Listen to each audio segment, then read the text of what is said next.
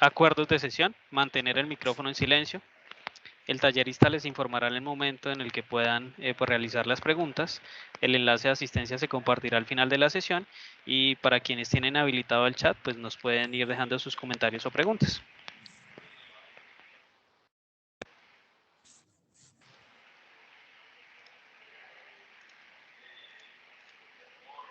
¿Listo entonces?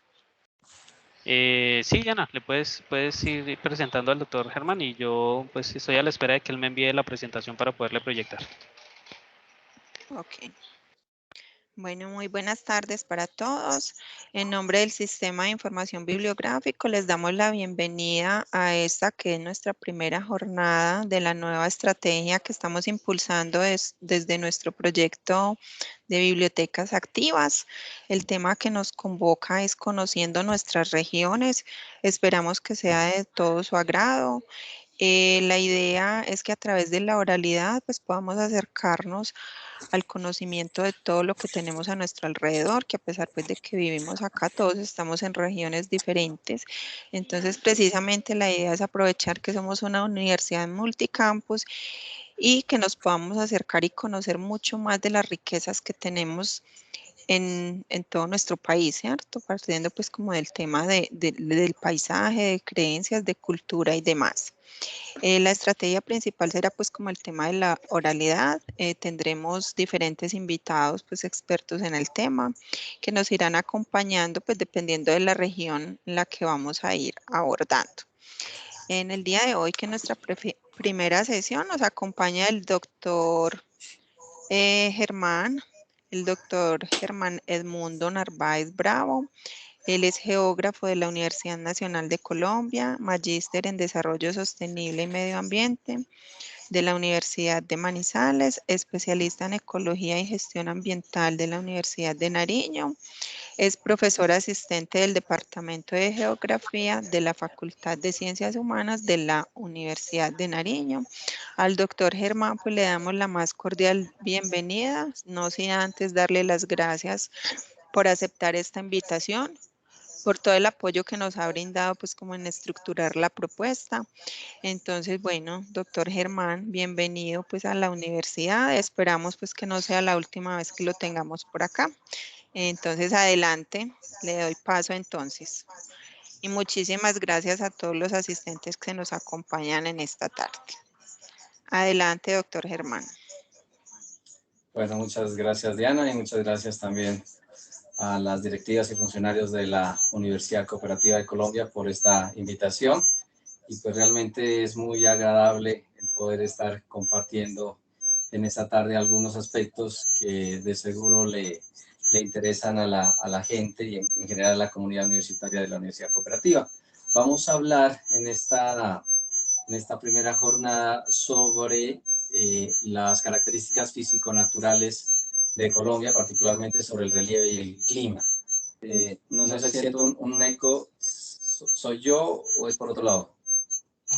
Profe, es el que tiene dos dispositivos encendidos usted. Cuando uno enciende dos dispositivos al tiempo, inmediatamente tiene ese sonido. Ya, voy entonces a desactivar por acá.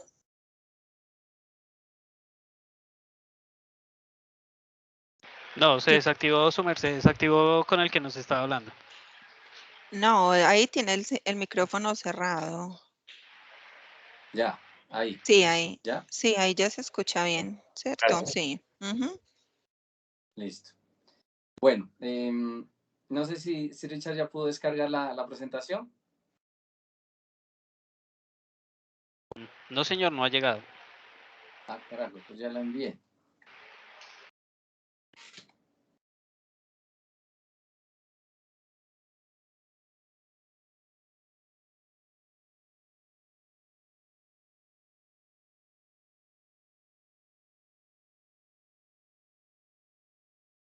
Ah, no. Dice que no se pudo entregar estos destinatarios. ¿O la podemos hacer entonces con la presentación de PDF?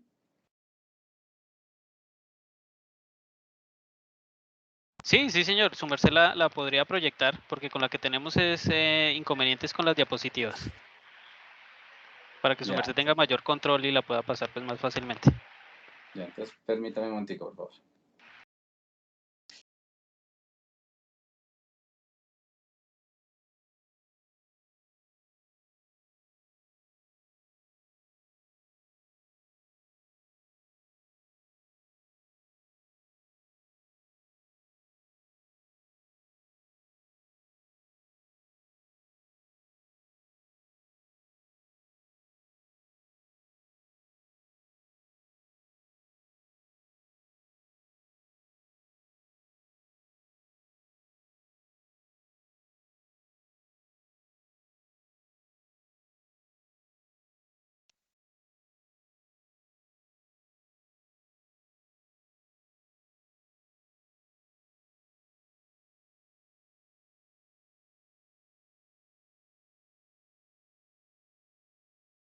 No se escucha, doctor Germán. Ya estoy abriendo la presentación para poderla pasar. Listo.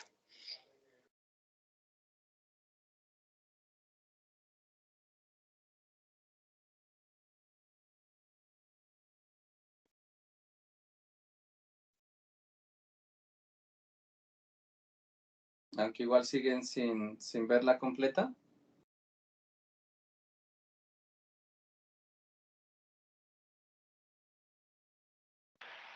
Se sigue viendo en, digamos que, Pero si tiene otra en diapositiva. PDF, puede trabajar con la del PDF más fácil, ¿o no? Sí, voy a descargar la PDF entonces. Ujú.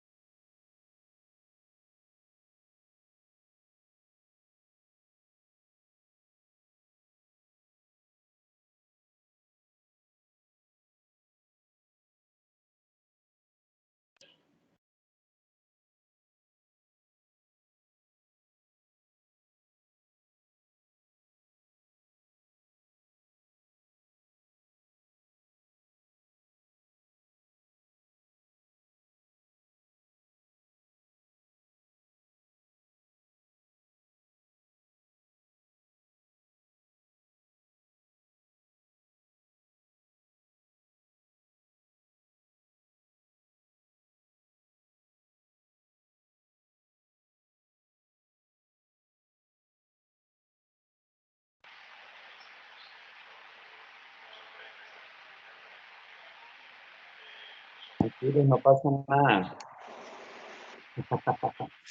Ahí ya lo vemos bien. Listo. Ujú. Listo, ahí ya estaba proyectándose. Bueno, la idea es que podamos ver en estos más o menos 50 minutos algunos aspectos relacionados con las características físico-naturales de Colombia y de manera particular asociadas a el relieve y al clima del país. Entre otras cosas porque si algo nos caracteriza a muchos de nosotros como ciudadanos colombianos es que desconocemos las condiciones en las cuales vivimos. No solamente las condiciones sociales, sino también las condiciones físico-naturales y ambientales en las cuales nosotros vivimos. De esa manera, pues el contenido de esta charla es un poco extenso, pero la idea es trabajarlo en estos 50 minutos y de seguro van a haber muchas cosas que ustedes no sabían o muchas cosas también que heredamos desde nuestra educación básica, primaria y secundaria que fueron erradas. Y eso tiene que ver precisamente solo con los temas relacionados con relieve y clima. Cuando estaba preparando esta charla, desde el punto de vista geográfico, esto es supremamente extenso y complejo, pero lo grato de poderlo trabajar ahorita con una comunidad tan amplia y tan diversa desde el punto de vista tanto disciplinar como de los intereses, es que podamos aprender y reaprender algunas de las cosas que nosotros vemos cotidianamente en nuestro país. Entonces empecemos con el contexto geológico de formación de Colombia. Ya sabemos muy bien que el planeta en general es muy dinámico en relación con lo que sucede en las placas. Las placas son esas grandes porciones de corteza terrestre que es como si estuviesen flotando sobre un mar de magma, de roca fundida, que es lo que se encuentra en la parte superior del manto. Nosotros somos corteza y la corteza terrestre se divide en corteza continental y corteza oceánica. Y la forma que tiene nuestro país el día de hoy no siempre ha sido así. Si hacemos un recorderis de los últimos 100 millones de años, solamente de 100 millones de años, porque el planeta tiene 4.600 millones de años de antigüedad. Se presume que alrededor de 4.100 millones de años correspondieron a un proceso de formación, algo que se le denomina el criptozoico, y de enfriamiento del planeta, de formación de la misma corteza y de lo que hoy es también la atmósfera terrestre. Por lo tanto, 100 millones de años, dentro de esa historia de 4.600 millones de años, es apenas una pequeña muestra de la historia geológica que puede haber en nuestro país. De hecho, las rocas más antiguas que se encuentran en territorio colombiano datan de aproximadamente 1.180 millones de años y que se encuentran en la zona de Vaupés y del Amazonas, del norte del departamento del Amazonas. Hace 100 millones de años, en lo que podríamos denominar como el Cretácico inferior, que hace parte de una era grande que es el Mesozoico, nuestro país era predominantemente mar. Solamente hacia el oriente, hacia lo que hoy es la Orinoquia y parte de la Amazonia colombiana, existían unas formaciones geológicas por encima del nivel del mar, que ni siquiera son las que uno ve, observa hoy en día cuando está en todas esas regiones de los llanos orientales, sino que están muy por debajo. A estas formaciones geológicas se les denomina hoy en día el escudo guayanés y son unos complejos de rocas que se extienden entre Colombia, Venezuela, las Guyanas y Brasil principalmente. Lo que posteriormente sería la cordillera andina, simplemente eran unos cuantos archipiélagos de islas que sobresalían muy cerca de esa masa continental.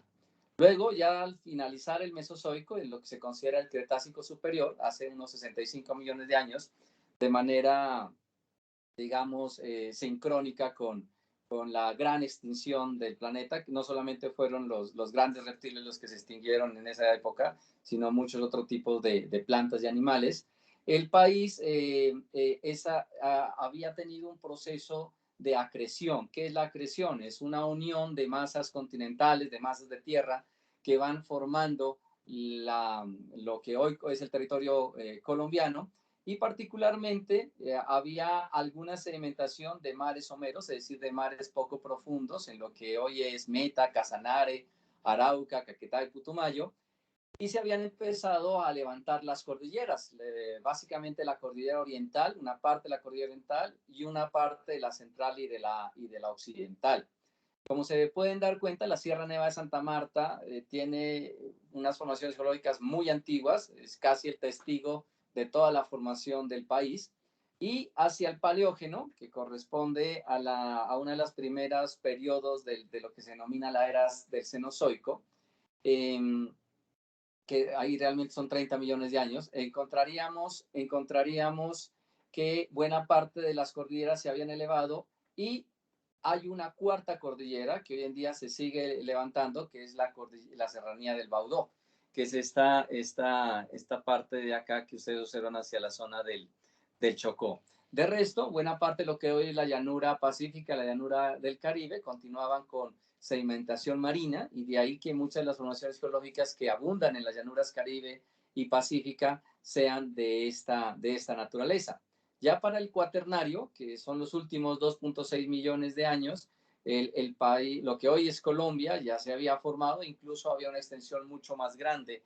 La costa era mucho más amplia, tanto hacia el Pacífico como hacia el Caribe, teniendo esto que ver un poco también con procesos de glaciaciones, cuando el nivel del mar desciende. Entonces, nuestro país se ha ido construyendo muy lentamente a partir de esa interacción que se han presentado en las placas tectónicas, y particularmente en 3 placas tectónicas, que son la placa suramericana, la placa de Nazca y la placa del Caribe. Nosotros estamos en la esquina noroccidental de Suramérica, donde confluyen esas placas.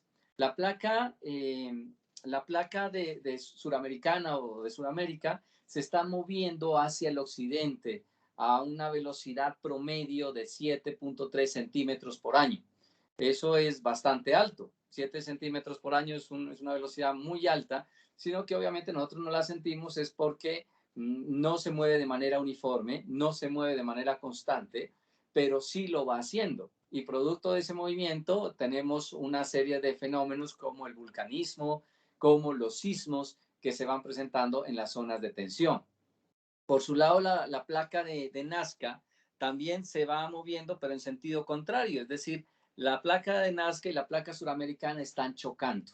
Pero hay una gran diferencia. La placa suramericana es una placa de origen continental y la placa de Nazca es una placa de origen oceánico. Por lo tanto, cuando estas dos chocan en lo que se llama la fosa del Pacífico, cuando estas dos placas chocan, lo que sucede es que el fondo oceánico, el fondo del Pacífico, se va por debajo de la placa suramericana. A eso se le llama subducción.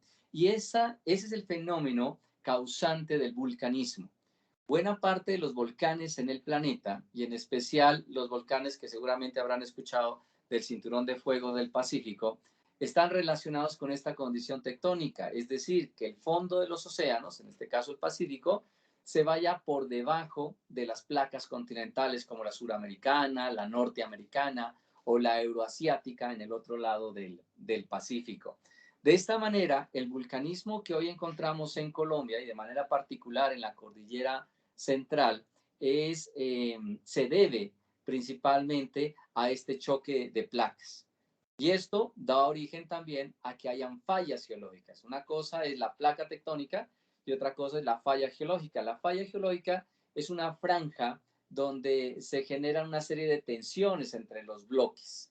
La placa suramericana no se mueve de manera uniforme, ni todos los terrenos tienen las mismas condiciones geológicas. Hay zonas de rocas sedimentarias, zonas de rocas ígneas, otras zonas de rocas metamórficas que se han transformado durante miles y millones de años.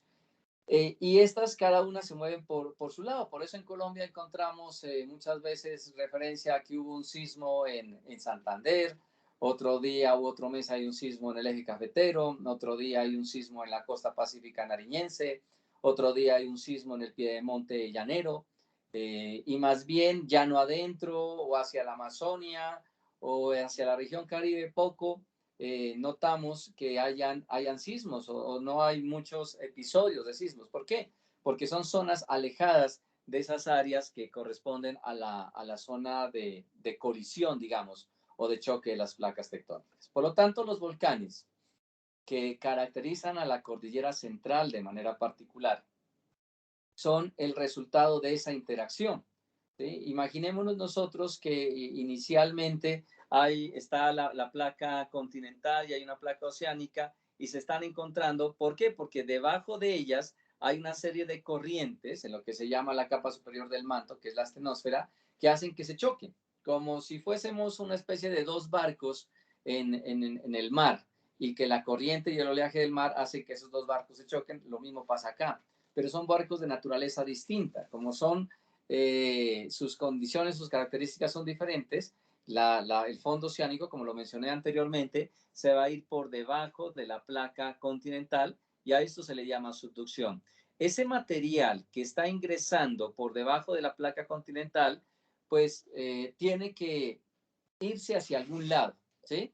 Y como está ingresando a unas profundidades generalmente superiores a los 100 kilómetros, se funde por el calor, por el extremo calor que hace en esta parte del límite entre la astenosfera y la corteza terrestre.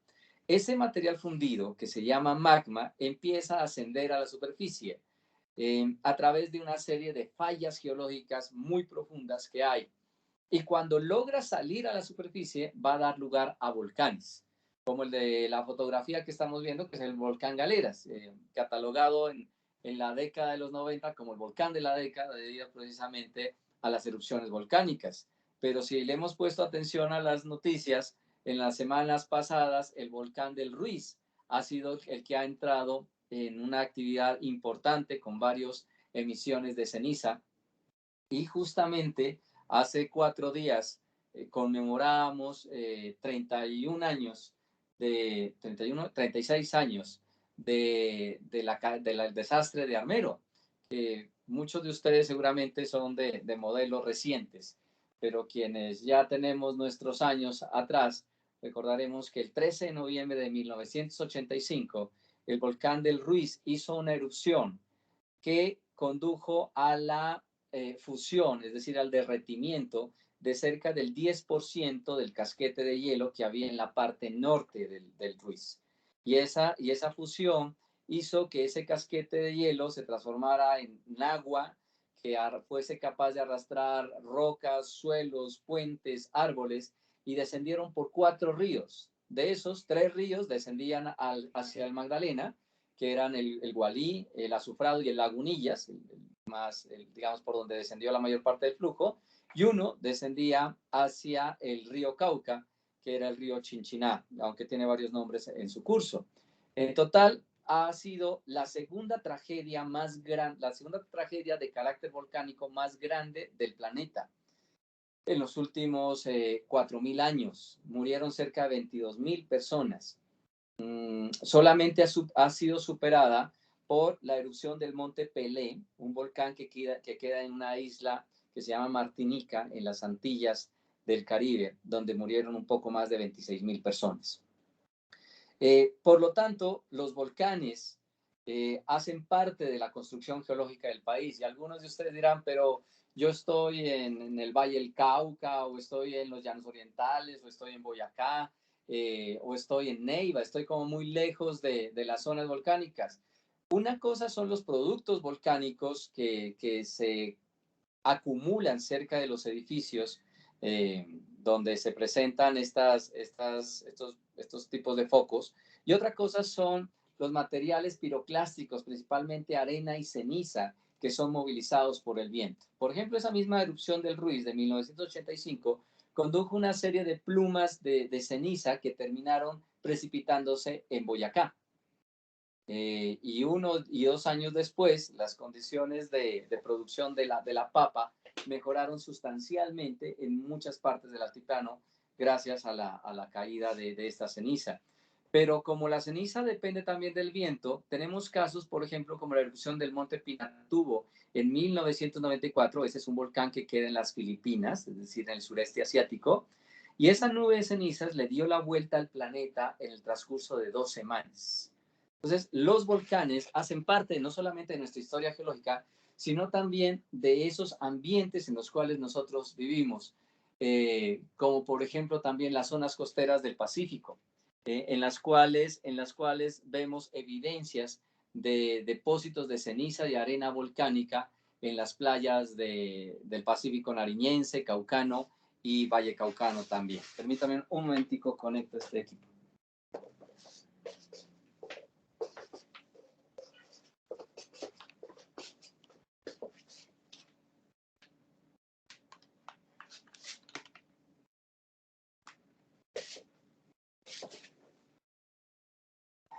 Bien. Por otro lado, entonces, ya teniendo en cuenta un poco ese contexto geológico en el que al final podríamos decir que los Andes colombianos corresponden a ese producto derivado del choque de las placas de Nazca y de Sudamérica, que las llanuras del Caribe y del Pacífico hacen parte de los últimos territorios de sedimentación marina, y que los territorios de la Orinoquia y de la Amazonia fueron inicialmente una de las plataformas continentales más antiguas, luego sedimentada por materiales oceánicos y luego cubierta por una gran cantidad de materiales transportados por los ríos. Pues tenemos a nuestro país, ¿no? Y quizás esta figura que ustedes ven acá, este mapa que ustedes ven acá, es lo que nos han enseñado desde la escuela. Y aquí encontramos el primer gran error de la enseñanza geográfica en el país, y que tiene que ver con el término de regiones naturales. Primero, ¿qué es una regionalización? ¿Qué implica ser región o dividir o establecer regiones? Significa que se integran una serie de áreas o de espacios que tienen unas características comunes. Por lo tanto, una región natural como tal pues debería tener características iguales. Y la verdad es que estas 5 regiones que nos enseñaron en el colegio, pues no tienen esas características, es decir, no tienen características naturales iguales. Pero sí tienen otras características que son, por ejemplo, las características fisiográficas, es decir, las características de relieve similares. Y entonces aquí la propuesta es que dejemos de hablar de regiones naturales y entremos a hablar más bien a regiones fisiográficas, ¿sí? Incluso las regiones geográficas en el país, ¿se lo podría hacer una regionalización geográfica? Sí, pero la geografía no solamente es lo natural, la geografía es lo social y es lo ambiental. Por lo tanto, hacer una regionalización geográfica sería tan retador como hacer una regionalización natural, porque las diversidades, si ya desde el punto de vista natural hay una gran diversidad, desde el punto de vista geográfico, que incluye lo social, lo natural y lo ambiental, pues hay una mucha mayor diversidad, perdón. En ese orden de ideas, la propuesta es que miremos a las regiones como son, unas regiones fisiográficas, es decir, con unas condiciones de relieve y de cobertura particulares que las hacen diferentes unas de otras. Y de esa manera, entonces, sí podemos hablar de la región andina, de la región orinoquense, de la región amazónica, de la región pacífica y de la región caribe, con una condición, que esas líneas que ustedes ven ahí realmente no existen. Las líneas o las regiones se traslapan, ¿sí? Los llanos orientales, no como llanura, sino como región, es decir, la Orinoquia, se extiende desde el Orinoco, desde el río Meta y el río Arauca y de otros ríos que van por el Bichada, hasta la cima de los Andes. ¿Y por qué hasta la cima de los Andes? En este caso, hasta la cima de la cordillera oriental.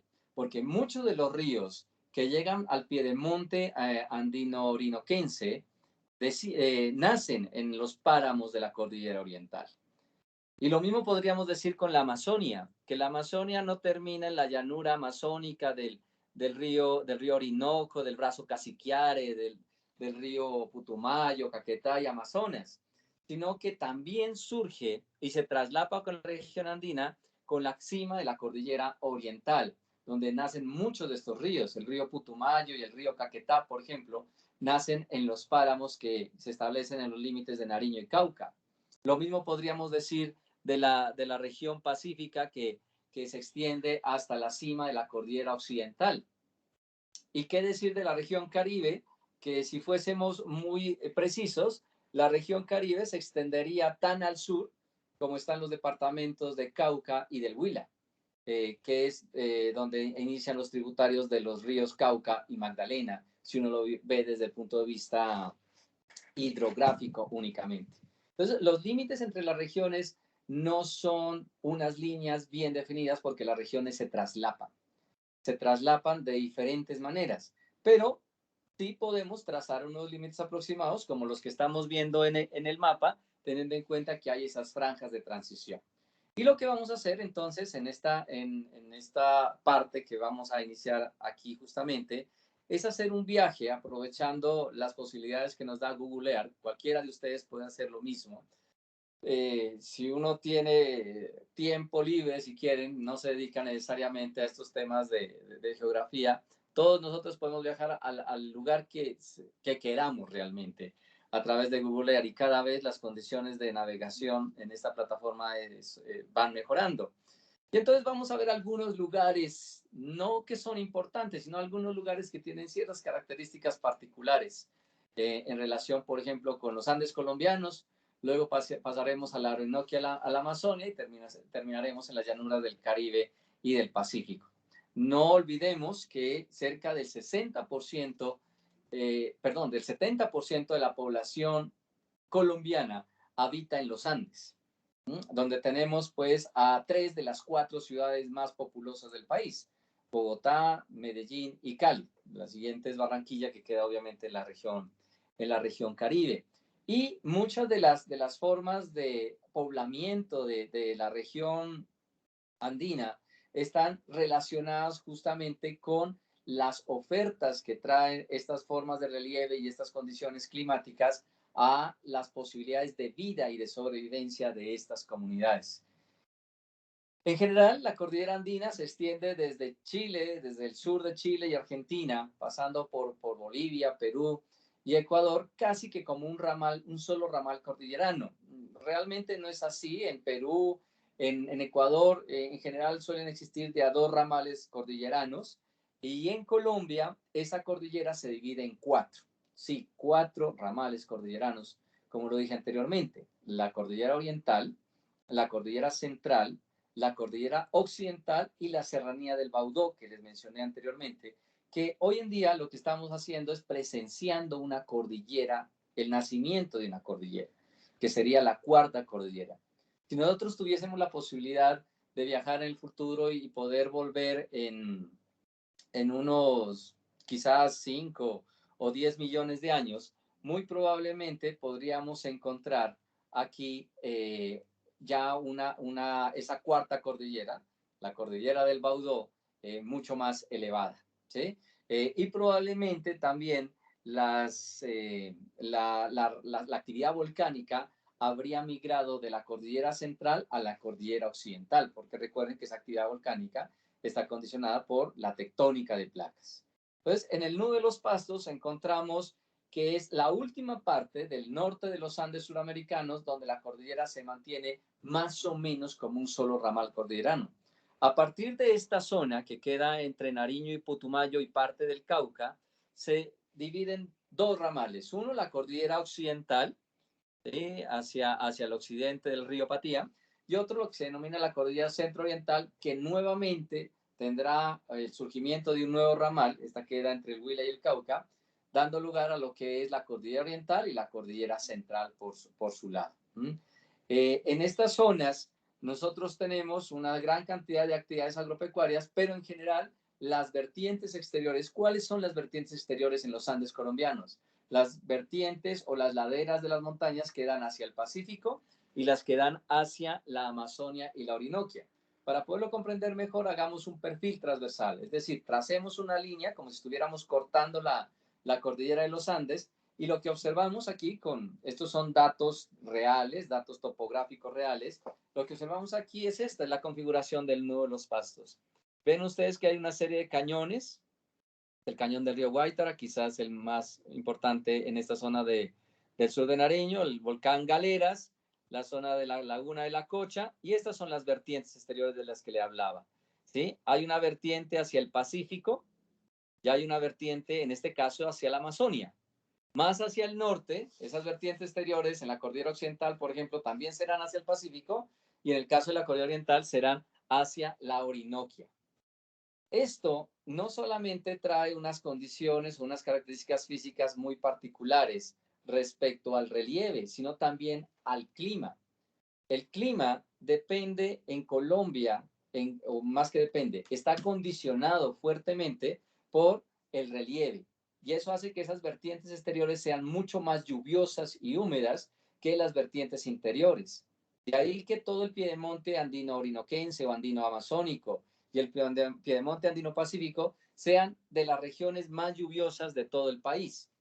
Y en contraste encontramos zonas como por ejemplo esta, que es el Valle del Río Patía, entre Nariño y Cauca, donde el hecho de estar este valle entre dos cordilleras, entre la occidental acá y la central acá, hace que la influencia que puedan tener las masas de aire húmedas que provienen del Amazonas o que provienen del Pacífico, pues sea menor. ¿Sí? Y encontramos estos valles. Miren la diferencia. Esta es la cordillera occidental, que alcanza un poquito más de 2.300 metros, y esta es la cordillera central en el Valle del Patía, en la zona entre Nariño y Cauca. Y el Valle del Patía es un valle que para nada se puede comparar con los valles del Magdalena y del Cauca, puesto que es un valle mucho más estrecho y mucho más pequeño que los otros dos valles interandinos. Y llegamos entonces al Valle del Cauca. El valle, la palabra valle involucra no solamente la zona baja, que es la que a veces estamos acostumbrados a referirnos, sino también las vertientes, es decir, las laderas que hay de lado y lado. Y ahí, por ejemplo, estamos observando a Cali y aquí a Palmira y una serie de pueblos que hay hacia el norte, Buga, Tuluá, y aquí se ve la cordillera central y por acá se ve la cordillera occidental y la cordillera central, ¿sí? Y esto hace además que una de las características del Valle del Cauca es todo este monocultivo acá, es un monocultivo de caña de azúcar. Pero hasta a los 70s, a la década de los 70s, el Valle del Cauca no era un departamento de monocultivos, era más bien un departamento que tenía garantizada su autosuficiencia alimentaria.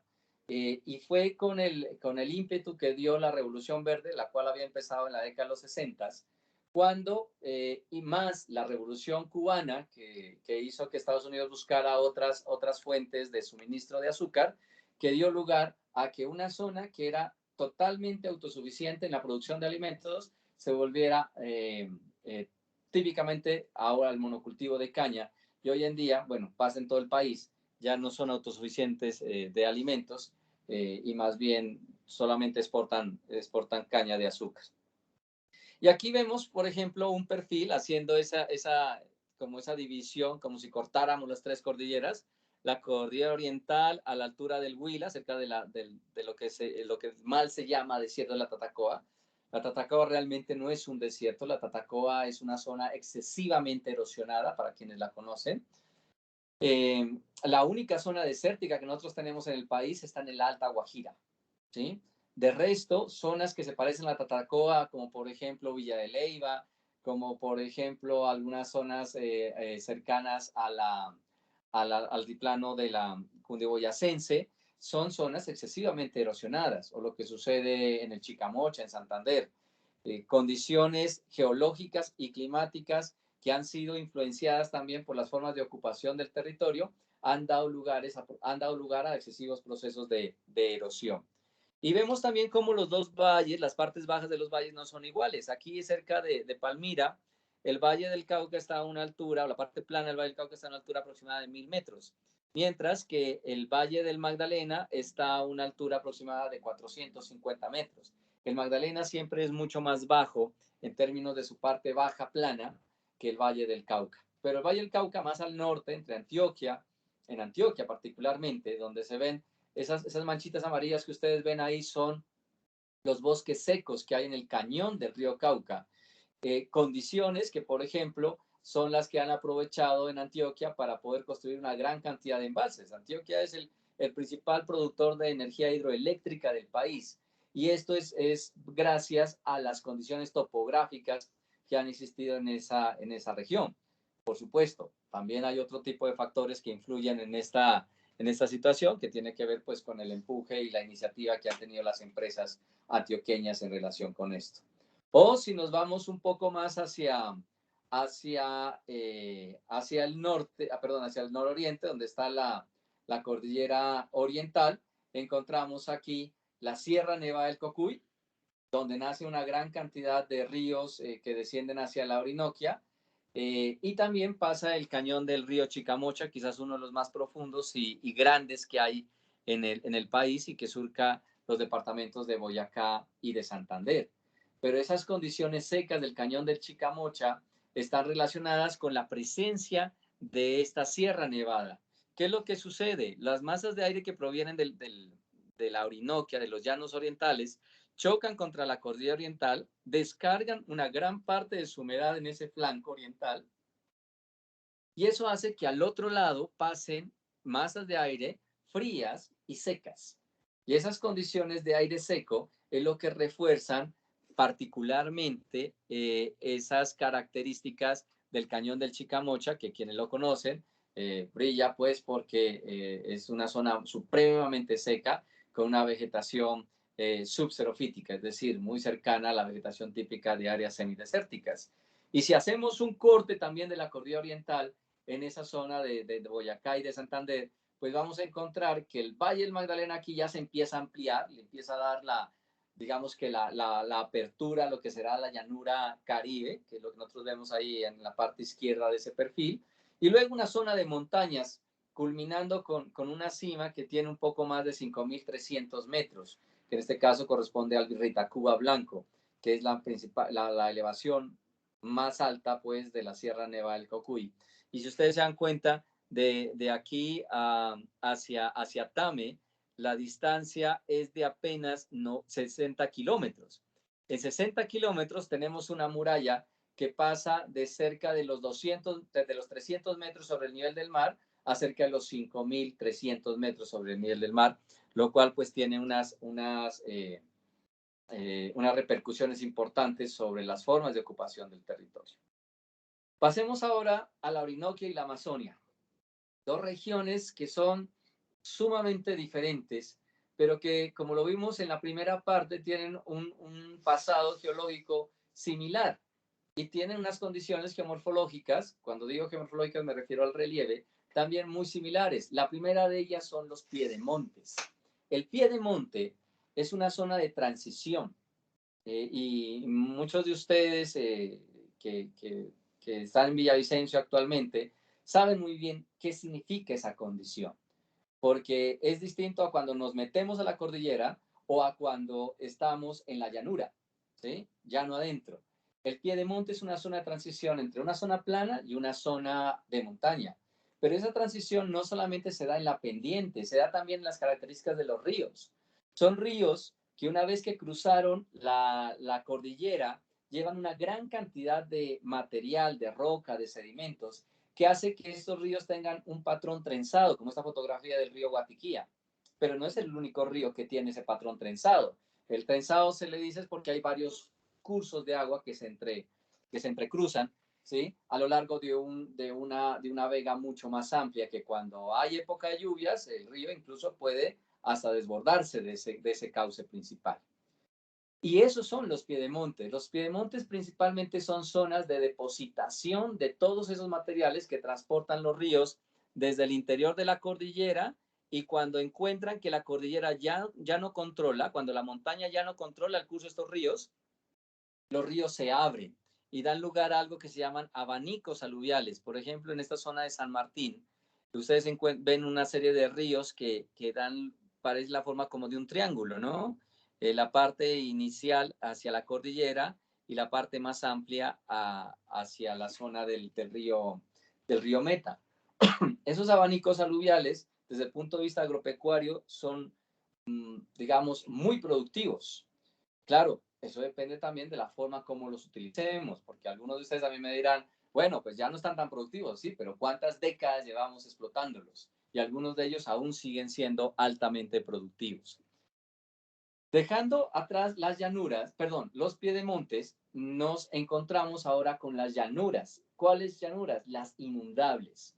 Esas zonas relativamente planas, con una gran cantidad de ríos que principalmente se establecen entre Arauca y Casanare, y que en época lluviosa, particularmente a partir del tercer trimestre del año, estamos hablando desde junio en adelante, suelen tener episodios importantes de inundaciones lentas que a veces duran varias semanas, incluso hasta meses.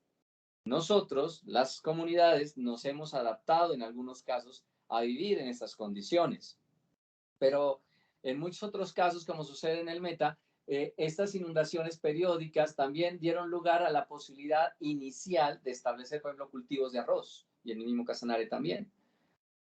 Luego ya la tecnología fue mejorando y ya no se dependía exactamente de los periodos lluviosos, sino que las inundaciones se podían manejar, o el exceso de agua o el déficit de agua se podía también controlar a través de regímenes hídricos artificiales.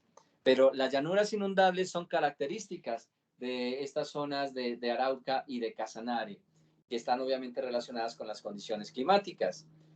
Así como tenemos llanuras bajas inundables, también nos podemos encontrar con lo que se denomina la altillanura.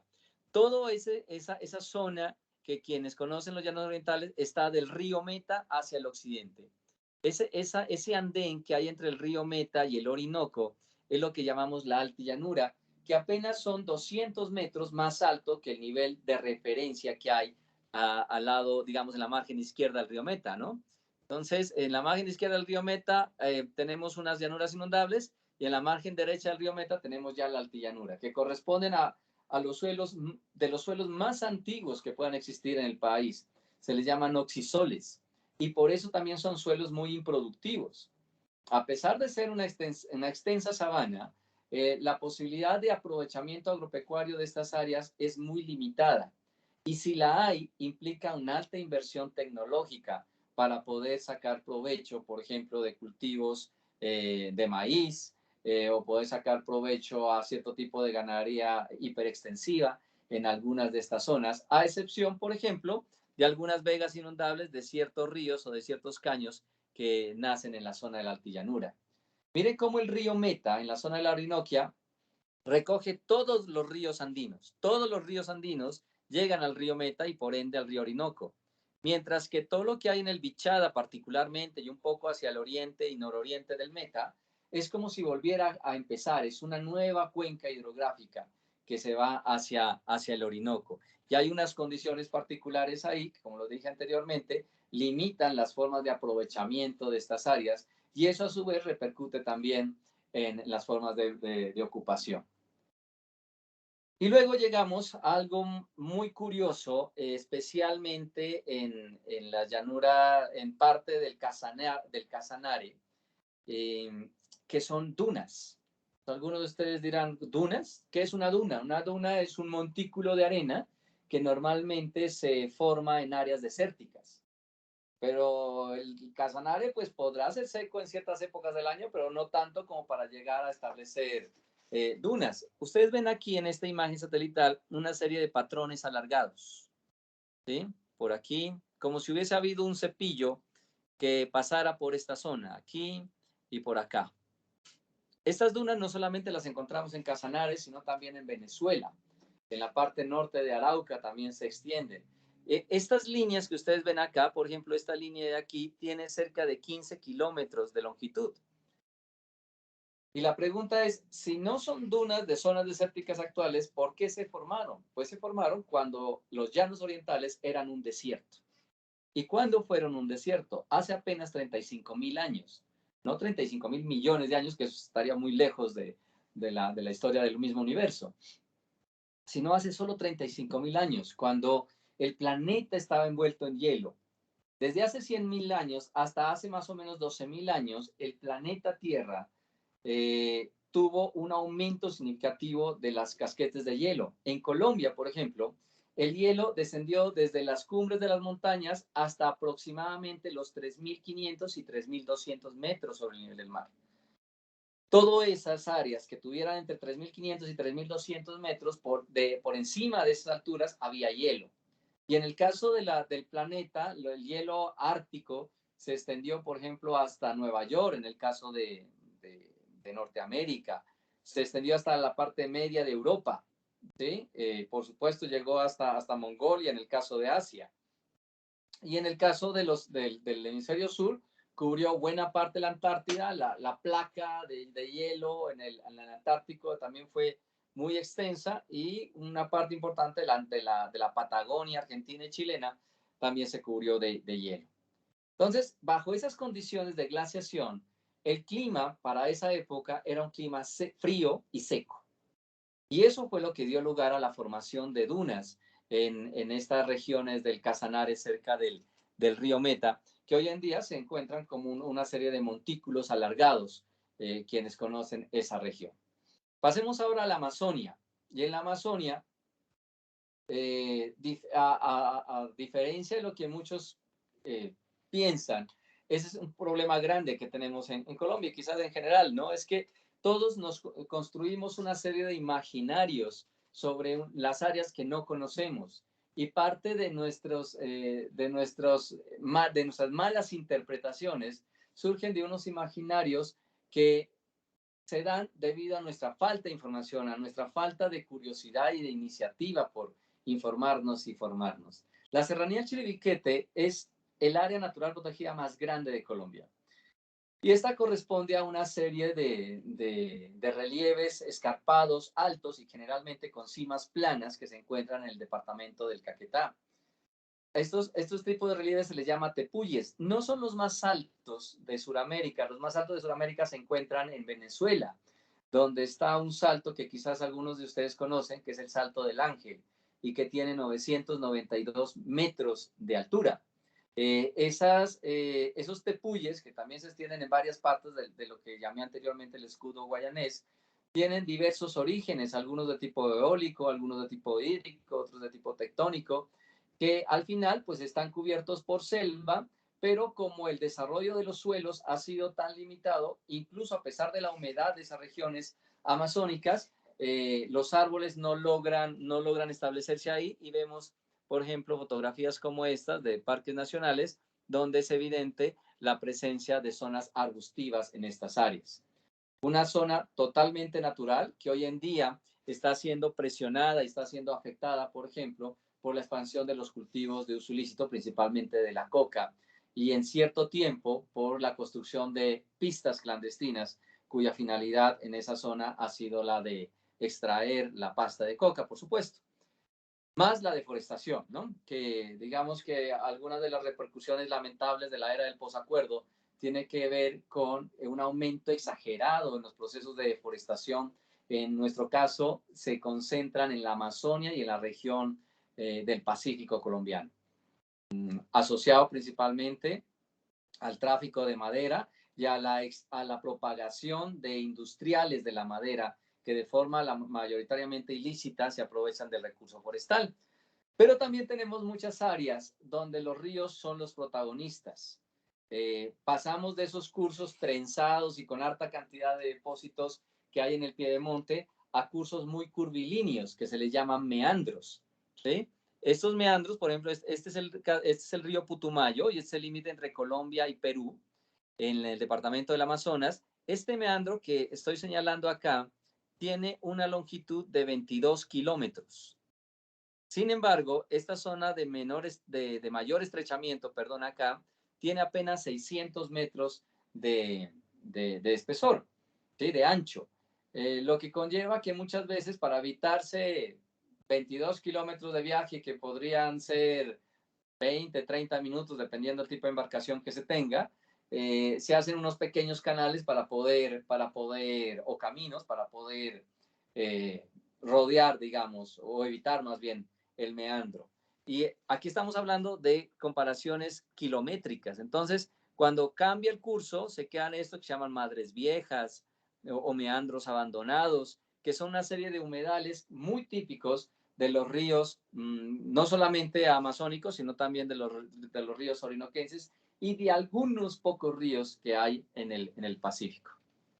Ahora, saltémonos la región andina y pasemos a las llanuras Pacífica y Caribe, donde encontramos las zonas selváticas más húmedas de América.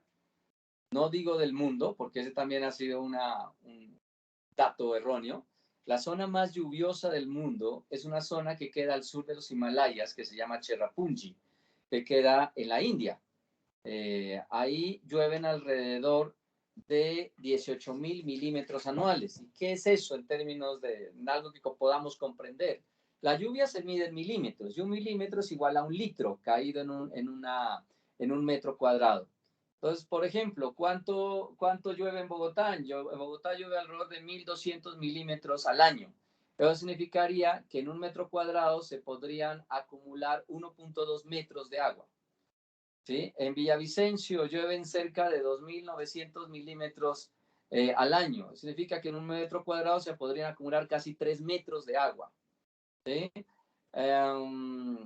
En Barbacoas, Nariño, llueven cerca de 6.000 milímetros al año. Es decir, en un metro cuadrado se podrían acumular 6 metros de agua. Y en Lloró, Chocó, llueven cerca de 12.000 milímetros al año. Es decir, que en un metro de agua se podrían acumular hasta 12 metros de columna de agua, sin contar la evaporación, la infiltración, la escorrentía, etc. Entonces, evidentemente, estamos hablando de una región muy húmeda, pero que justamente por esa gran biodiversidad que la caracteriza, también ha sido fuertemente afectada por procesos de intervención, de fragmentación, de deforestación. Una parte de la deforestación, muy similar a lo que sucede en la Amazonia, especialmente en la zona del Caquetá y del Putumayo, asociada a la extracción del material forestal, y otra, como en el caso de la fotografía, asociada a la minería, especialmente a la minería de oro de aluvión, que genera unos estragos enormes, no solamente en esta zona, que es una de tantas, sino en muchas otras regiones del país. Una parte importante aquí es el valle del río Atrato.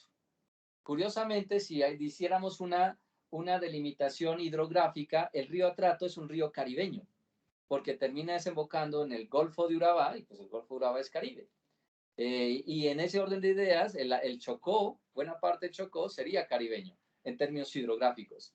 Pero como no basta hablar de términos hidrográficos, sino también biogeográficos, las condiciones climáticas, las condiciones de cobertura, incluso las mismas condiciones culturales, son comunes a toda la llanura del Pacífico colombiano, desde el Chocó, pasando por el Valle del Cauca, el Cauca y Nariño. Y aquí pues también es de resaltar la presencia de la serranía del Baudó, que como les dije anteriormente, es una cordillera en surgimiento. Y por supuesto, como estamos en zonas litorales, pero es una zona litoral donde no hay demasiadas playas, pero sí hay muchos manglares. Encontramos acá una de las zonas de manglares más extensa del país. Esta zona corresponde al Parque de Sanquianga, que es quizás en el suroccidente colombiano el área natural protegida más grande, pero que también está fuertemente amenazada, más que por los procesos de deforestación, por la misma influencia que tiene el narcotráfico en relación con el uso de estos esteros, que son todos esos cursos de agua para la construcción de laboratorios, de astilleros para embarcaciones, de sumergibles, semisumergibles, etcétera, y todo el procesamiento de la coca. No solamente aquí, en esta zona del norte de Nariño, sino en general en toda la región litoral, del Pacífico nariñense principalmente. Si pasamos de esas zonas con la mayor cobertura de manglares en el Pacífico a la región Caribe, donde había una cobertura muy importante de manglares, pero que debido a la intervención humana se han casi que acabado. La fotografía corresponde a un sector de la Ciénaga Grande de Santa Marta, la cual fue influenciada por una pérdida de las entradas y salidas de agua. ¿De qué dependen los manglares? De un balance de agua salada y de agua de río, a lo cual se le llama agua salobre.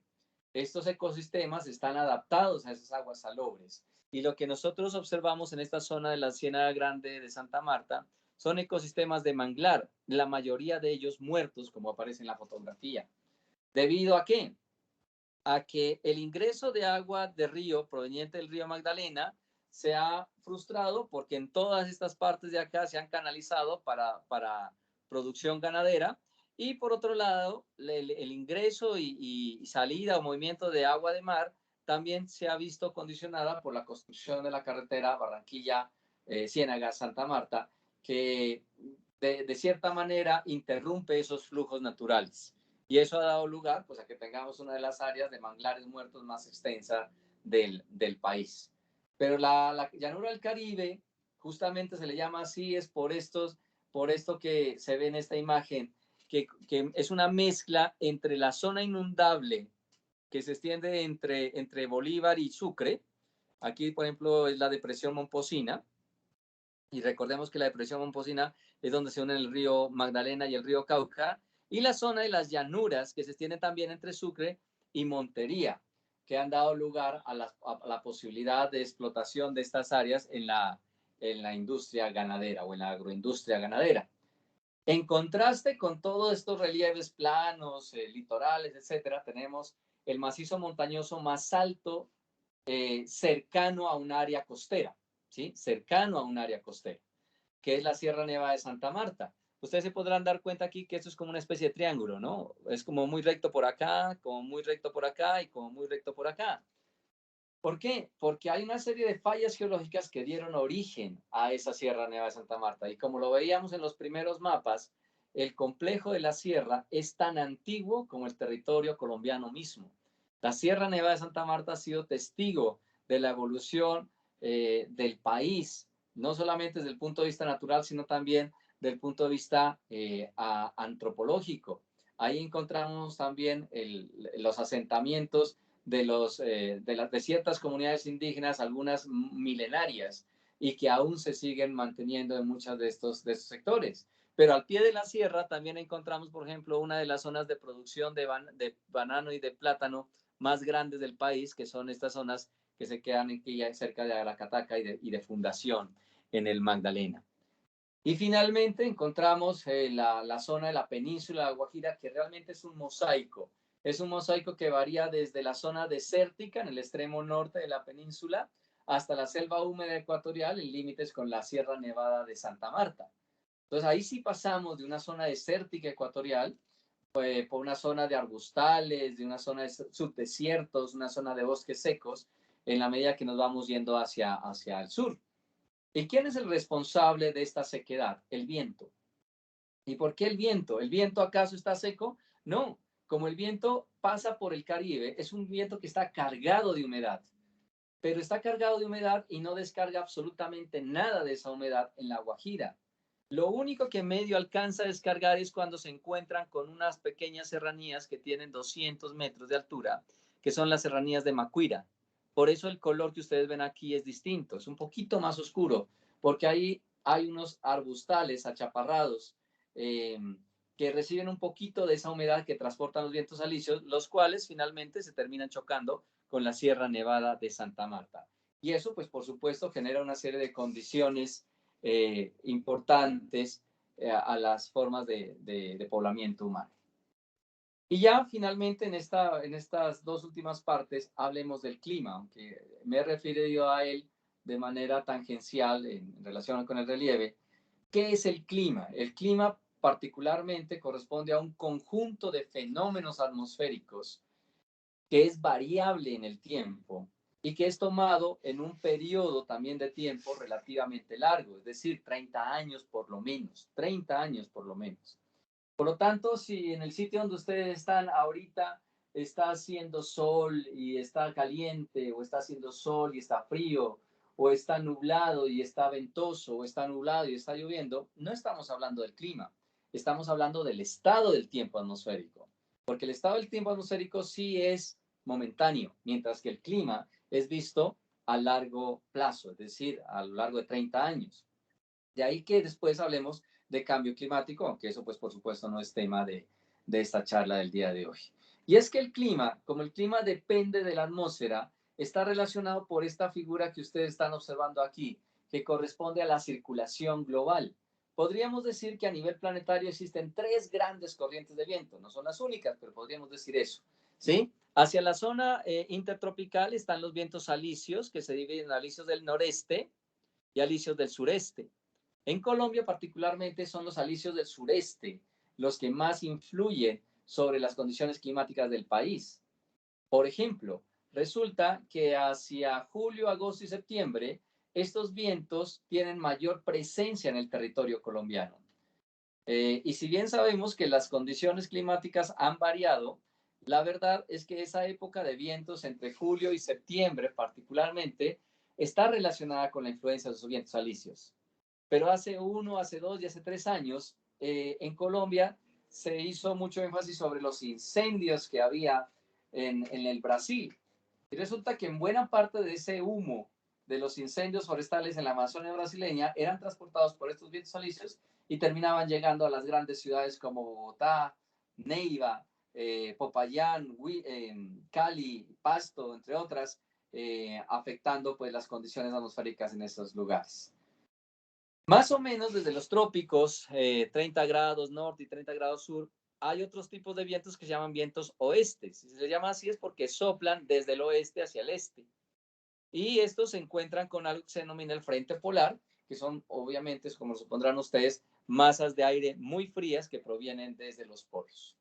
Pues bien, estas circunstancias hacen que nosotros estemos en una franja que se denomina la franja intertropical. Intertropical significa entre los trópicos. Y esa franja intertropical tiene una franja más pequeña que se llama la franja ecuatorial. La franja ecuatorial es unos grados arriba y abajo, al norte y al sur de la zona ecuatorial, donde en Colombia encontramos tres grandes tipos de ecosistemas principales. La selva húmeda ecuatorial, que ustedes la ven acá, que está principalmente, o mejor dicho, las mayores extensiones se encuentran en el piedemonte oriental de la cordillera oriental, principalmente hacia la región amazónica y un poco también hacia la Orinoquia, todo lo que es la Amazonia y parte sur de la Orinoquia, y por supuesto lo que llamamos el Chocó biogeográfico, es donde se extiende esa selva húmeda ecuatorial. Luego tenemos, así como hay unas zonas muy húmedas, hay también unas zonas muy secas, donde se distribuye el bosque seco ecuatorial, que ha sido uno de los ecosistemas más intervenidos a nivel colombiano, tanto así que esas áreas amarillas que ustedes están observando en el mapa cada vez son menores. Y este bosque seco tiene unas funciones ecológicas muy importantes en relación no tanto con el aprovisionamiento de agua, sino más bien con la defensa de los suelos y la alta biodiversidad que nosotros podemos encontrar en esas zonas. Y finalmente están los páramos andinos, que se distribuyen por encima, generalmente por encima de los 3.200 y 3.500 metros sobre el nivel del mar, y del cual se desprende el 60% de la oferta de agua que finalmente terminamos consumiendo la mayoría de los colombianos en el país. Esto, por supuesto, está asociado entonces a dos parámetros que son los que voy a finalizar esta charla, que es la lluvia y la temperatura. ¿Por qué llueve en Colombia? ¿Qué hace que llueva en Colombia? ¿Dónde se encuentran las áreas más lluviosas del país? Y lo que ven, esas dos líneas rojas marcan los límites de desplazamiento de un cinturón nuboso planetario que se llama la zona de convergencia intertropical. Esta zona de convergencia intertropical se mueve hacia el norte y hacia el sur dependiendo de la estacionalidad que se dé en las regiones templadas. ¿Las regiones templadas cuáles son? Pues estas de aquí, de Norteamérica, del norte de África, de Europa, y por supuesto también de Sudamérica y del sur de África. Recordemos que, por ejemplo, el verano del hemisferio norte se presenta a mitad de año, mientras que el verano del hemisferio sur se presenta a finales de año. Entonces, cuando hay el verano del hemisferio norte, este cinturón de nubes se mueve hacia el norte. Miren que no se mueve igual en África y en Sudamérica, ¿sí? Y cuando es verano en el hemisferio sur, este cinturón de nubes se mueve hacia el sur también. Y esto es lo que hace que en Colombia, en muchas partes, principalmente en la región andina, tengamos dos periodos lluviosos. El periodo lluvioso de octubre y noviembre y el periodo lluvioso de abril y mayo. Y que tengamos dos periodos secos. El periodo seco de junio, julio, agosto y el periodo seco de diciembre, enero. Pero no todo el país llueve lo mismo. En la Orinoquia, por ejemplo, el periodo lluvioso es monomodal, es decir, un pico al año de lluvias y un pico al año de sequía. Y ese pico normalmente suele centrarse alrededor de mitad de año, es decir, empieza a llover como desde abril y termina a llover como entre agosto y septiembre. En la costa, en la región Caribe, el segundo semestre del año es el más lluvioso, influenciado por los huracanes. Mientras que en el extremo sur de la Amazonia es en noviembre, diciembre, enero y febrero los meses de mayor lluvia, influenciados por ese desplazamiento de la zona de convergencia intertropical. Por lo tanto, la lluvia en el país termina siendo el producto de la interacción entre esta franja nubosa, la zona de convergencia tropical, los vientos y el relieve que hay en el país. De esta manera, si queremos encontrar cuáles son las áreas más lluviosas del país, se concentran en lo que denominamos el Chocó biogeográfico, los piedemontes, especialmente el piedemonte oriental de la Cordillera Oriental, la Amazonia y algunas regiones hacia el norte de la Cordillera Central y la cuenca del Catatumbo. En contraste, las zonas más secas, por supuesto, está la región Caribe, sobresaliendo la Guajira, y la región andina. Y dentro de la región andina, las áreas de menor precipitación son los altiplanos, que hay varios, Cundinamarca, Boyacá, Cauca, Nariño y Putumayo, y también los valles interandinos, los valles que hay, el Magdalena, el Cauca, el Patía, y varios valles relacionados con ríos que se encuentran en las cordilleras, al interior de las cordilleras. Por un lado. Y por el otro lado, la temperatura. Algo que nos mal enseñaron en la escuela es que los pisos térmicos se medían en función de la altura. Seguramente algunos recordarán, cada vez que la profesora o el profesor decía, ¿dónde va el piso térmico cálido? De 0 a 1000 metros, el templado de 1000 a 2000, el frío de 2000 a 3000. La verdad es que si es piso térmico es porque es la temperatura la que se establece ahí. El cálido va a más de 24 grados centígrados y en este caso corresponde a la mayor parte del territorio colombiano. Es decir, casi que el 65% del territorio colombiano está por debajo de 1000 metros, correspondiendo a una temperatura media de 24 grados centígrados, por lo tanto corresponde al piso térmico cálido. ¿Sí? De ahí en adelante, la diferenciación altitudinal de los Andes es la que marca los siguientes pisos térmicos: templado, frío, extremadamente frío y glacial o nival. Es decir, olvidémonos de que el páramo es un piso térmico, o lo que alguna vez decían nieves perpetuas también es un piso térmico. Por dos razones: porque no encontramos nieves y porque las nieves, si algo nos ha enseñado el calentamiento global, no son perpetuas. Y esta diferencia entre vertientes lluviosas y vertientes secas hace también que la temperatura sea distinta. En este esquema genérico, ¿sí?, podemos encontrar, por ejemplo, en una zona húmeda, para que haya humedad, contrario a lo que la mayor parte de la gente pensaría, para que haya humedad se necesita liberación de calor. Entonces, cuando el agua pasa de estado gaseoso a estado líquido, porque las nubes son eso, son gotas de agua, mucha gente piensa que las nubes son vapor de agua y no. Si es nube es porque hay una gota de agua. Entonces, para que pase de estado gaseoso a estado líquido, ¿qué necesita? liberar calor. Y eso es lo que pasa ahí. Al liberar calor, en esta vertiente, que se llama vertiente Barlovento, afectada por las masas de aire, como podrían ser las vertientes exteriores de las cordilleras, entonces hay un calor de reserva que hace que cuando suba no me enfríe mucho y que cuando baja no me caliente mucho. Pero si pasamos a un flanco seco, ¿sí? Donde no hay ese tipo de procesos, como podría ser el Valle del Patía, el Cañón del Cauca, el Cañón del Chicamocha, entonces cada vez que yo baje se va a calentar mucho más rápidamente o cada vez que ascienda se va a enfriar mucho más rápidamente.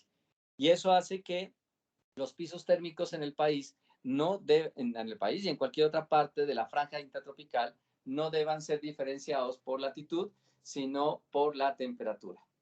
Pues eso es todo dentro de una gran cantidad de cosas que podríamos charlar, pero como ha sido este proyecto de Conozcamos Nuestras Regiones, la idea es precisamente darles a ustedes una serie de perspectivas que les permitan conocer más allá de sus entornos cercanos, pero también invitarlas e invitarlos a que conozcamos esos entornos cercanos. Muchas veces hablamos de nuestro municipio, de nuestro departamento, de nuestra región, y la verdad es que algunos conocen más otras partes del país e incluso otros países más que donde uno vive.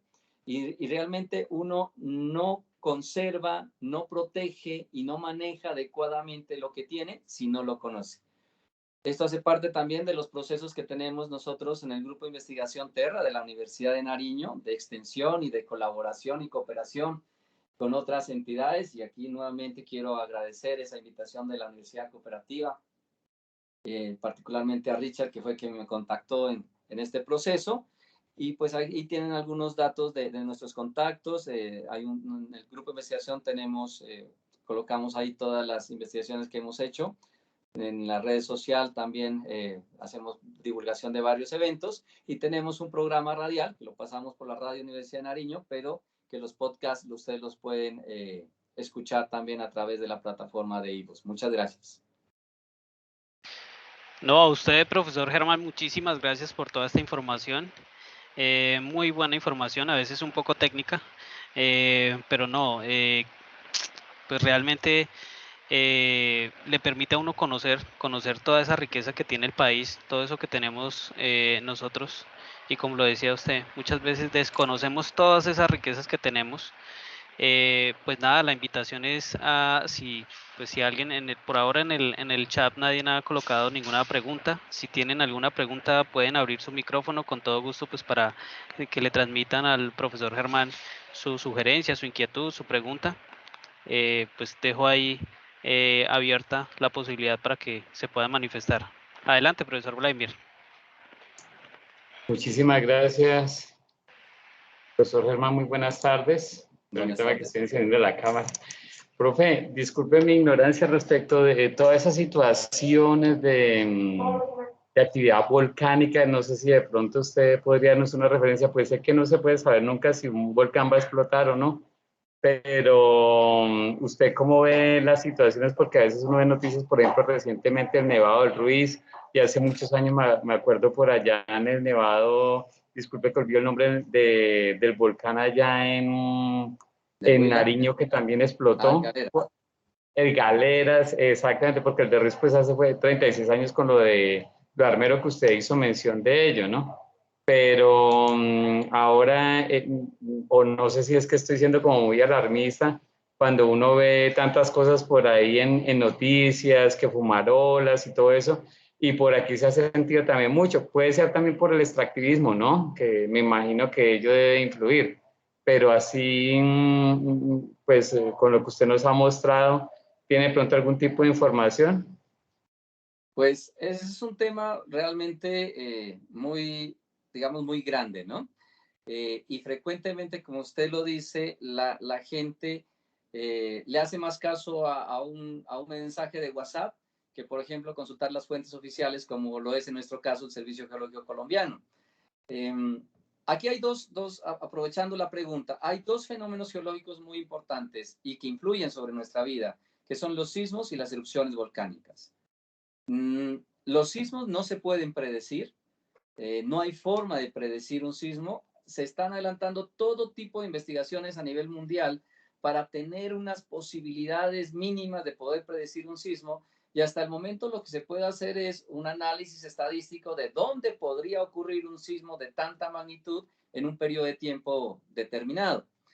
Como por decir algo, en la falla Romeral se espera que antes del 2050 ocurra un sismo de más de 6 grados de magnitud. Sí, pero pues de aquí al 2050 faltan 29 años y tendríamos que todos los días estar alerta en la posibilidad de que haya un sismo. Entonces, no es posible predecir sismos.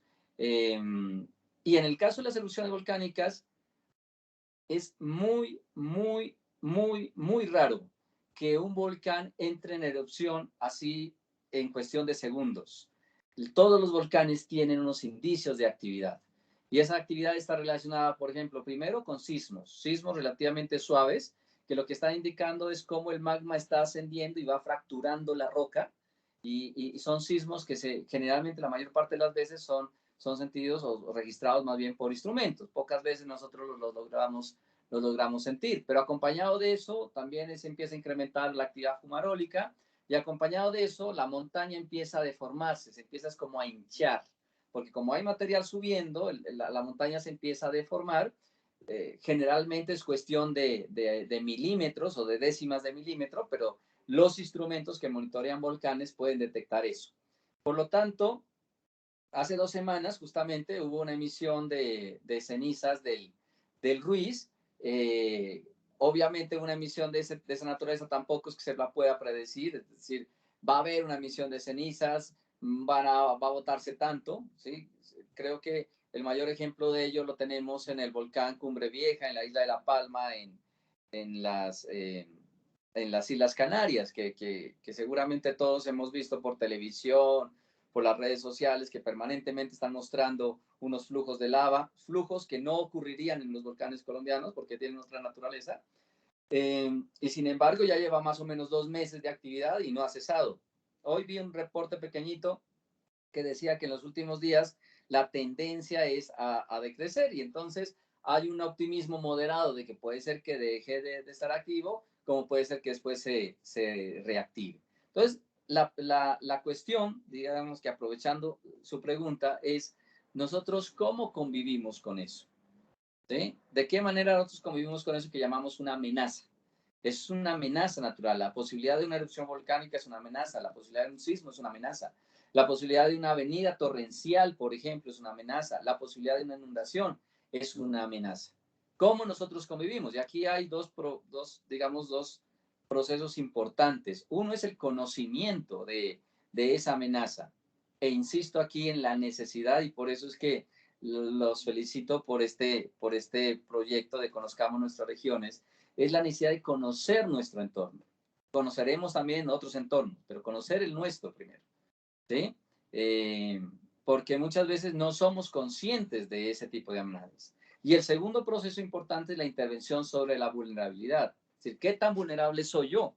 Y esa vulnerabilidad no solamente es física, es decir, me encuentro en el camino o en el trayecto de una inundación, me encuentro en el camino, en el trayecto de un flujo de lava, me encuentro en una zona que podría ser afectada por un sismo, ¿no? Porque hay muchos otros elementos. Están los elementos culturales, los elementos sociales, los elementos culturales y socioeconómicos, los cuales de una u otra manera también contribuyen a disminuir la vulnerabilidad.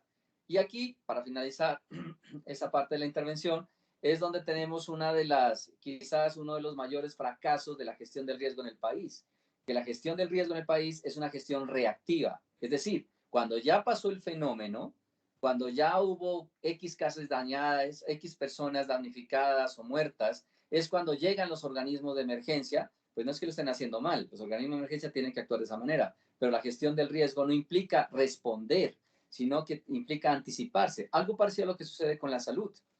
Quienes son del área de salud saben muy bien cuál es el costo de prevenir enfermedades y cuál es el costo de curar enfermedades. Si nuestros sistemas de salud fueran direccionados a la prevención de las enfermedades, a que nosotros tuviéramos unos estilos de vida en los que nos enfermemos menos, gastaríamos mucho menos en curar esas enfermedades, en tratar esas enfermedades. Lo mismo pasa con la gestión del riesgo. En la medida que pudiésemos intervenir, en algunos casos la amenaza, pero mayoritariamente la vulnerabilidad, es decir, cómo nosotros estamos expuestos a esos peligros, disminuiríamos las posibilidades de daños futuros, que es lo que se lo denomina riesgo. Ahora, ¿qué hacer para conocer un poco más? Es ir a las fuentes oficiales. El Servicio Geológico Colombiano tiene una página muy versátil y toda la biblioteca de informes técnicos del Servicio Geológico está volcada en Internet, cosa que uno puede conocer desde lo más técnico hasta lo más simple. Y no creer en esos mensajes de WhatsApp que muchas veces se originan por las redes y que son terribles. Les comento una anécdota aquí en Pasto, que es un cuento pastuso además, ¿no? Hace 3 años más o menos, el Galeras se enjambró. ¿Qué significa eso? Que empezaron a haber un poco de sismos en pocos días. Entonces hubo uno particularmente en una madrugada que fue muy fuerte y se sintió en toda la ciudad. Y por la tarde circuló un WhatsApp diciendo que el Servicio Geológico Colombiano había dicho que en esa noche iba a haber un sismo, pero que no le iban a decir a nadie, que tuvieran cuidado y que tomaran precauciones. Lo que estoy diciendo, el sismo no se puede predecir. Si se pudiese predecir, una entidad como el Servicio Geológico, ¿cómo no va a dar esa noticia? Pues les cuento, muchas personas, y yo diría varios centenares de personas, o quién sabe si hasta miles, salieron de la ciudad. Salieron de la ciudad por culpa de un WhatsApp. ¿Sí? Por culpa de un WhatsApp y por culpa también de su propia ignorancia.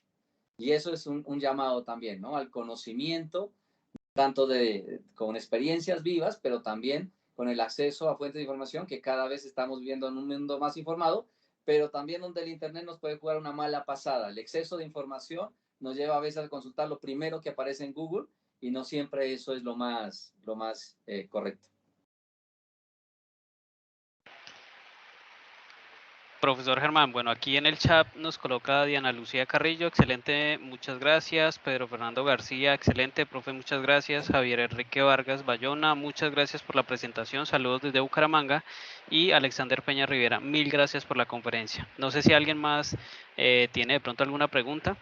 Y quiero hacer una pequeña intervención acerca del tema de la información, doctor Germán, y es, hace mucho tiempo acá también en Villavicencio pasó algo similar con el tema de Chingaza, que se venía a la represa y bueno, y todo el mundo también tratando de salir, la ciudad era un caos porque todo el mundo tratando de salir de la ciudad y por eso, por un chisme igual, porque básicamente es un chisme por las redes sociales y generó un caos total en Villavicencio.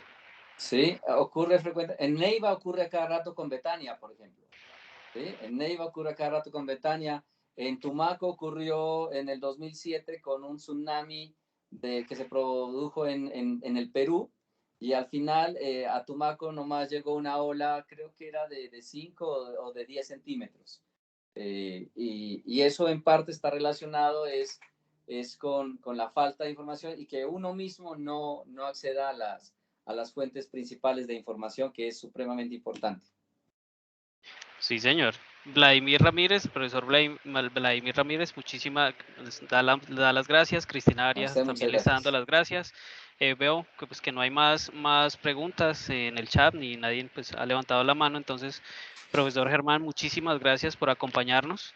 Pues damos cierre a esta primera conferencia, que no es ni la primera ni la última. Quiero de una vez aprovechar para invitarlos a la segunda sesión que la estaremos dando en el mes de febrero del próximo año. Nos estará acompañando también el profesor Germán con esa intervención y estaremos con el tema problemas ambientales en Colombia. Entonces, para que recuerden nuestra cita el próximo mes de febrero, nuevamente por Teams. Y pues nada, muchísimas gracias a todos los que participaron, los que nos acompañaron. Profesor Germán, muchísimas gracias. En nombre de la Universidad Cooperativa de Colombia, de verdad que estamos muy agradecidos por su atención, por habernos acompañado y habernos compartido toda esta información de nuestra hermosa Colombia. Con mucho gusto, a ustedes también muchas gracias por la invitación y a todos pues los que sacaron un tiempito para poder hacer algo distinto a lo que nuestra cotidianidad nos marca, pues también es muy importante. Muchas gracias. Muchísimas gracias. Entonces, a todos, muchas gracias y nos estamos viendo el próximo año. Bueno, Muchas gracias. gracias, Feliz año gracias, también. doctor Feliz Navidad. Germán. Una feliz tarde para Gracias. todos. Muchas Que gracias. estén bien. Hasta luego. Hasta luego, feliz día. Gracias, feliz Hasta tarde. luego. Gracias.